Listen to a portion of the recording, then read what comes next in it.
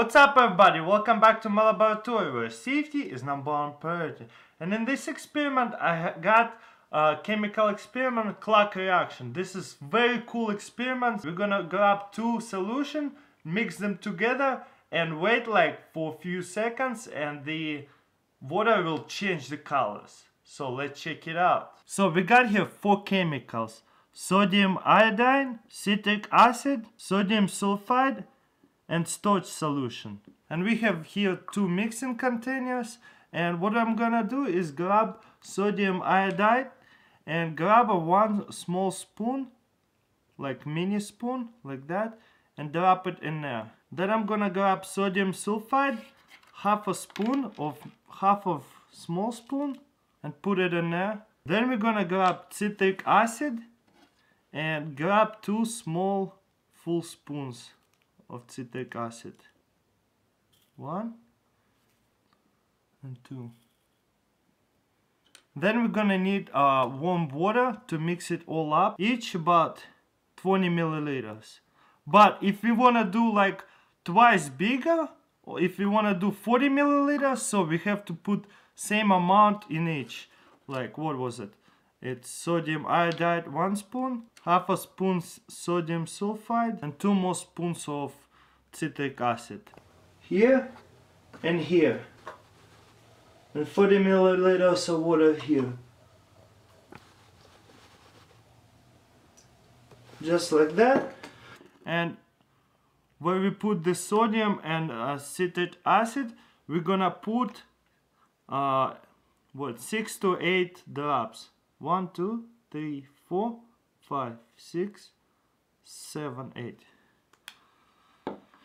Then we're gonna need to mix both of them up. Okay, after it looks like it's mixed, we're gonna pour one solution in here. Then the second one. And once I'm gonna pour it in there, I'm gonna start pouring it in here and let's see what happens. I'm gonna mix it a couple times. Ooh, did you see that? I'm gonna mix it a couple times. Ooh, did you see that? Whoa.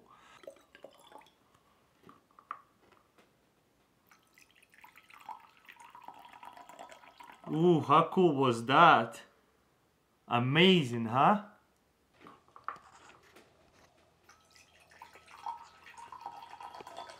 Ooh, how cool was that? Amazing, huh? Alright guys, that's pretty much it. Let me know what do you think in comments below. I think it's very epic. It's like super magical. You can try it yourself. You can buy one of these on Amazon easily. It's called Presto, the clock reaction kit. I'll probably put the links in the description for those who actually want to do it yourself.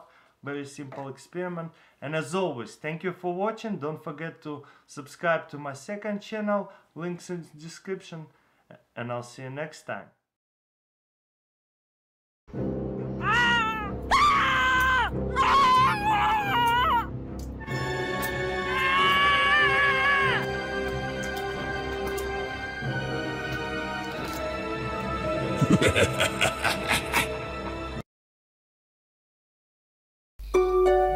Home-based school.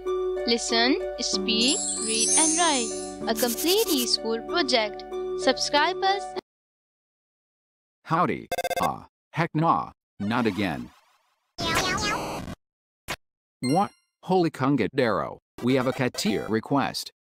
I'm gonna be honest, I did not expect to get one of these so soon. What's the topic? Smile in Undertale and Deltarune? Oh boy. Before we get started, spoilers for Undertale and Deltarune. Don't hassle people for using text-to-speech, and be nice to your fellow theorists when you disagree in the comments. For years now people have wondered, why is this file named Smile? Is it some hint about the true nature of Gaster? But before I can answer that, we need to talk about the motifs in Undertale and Deltarune.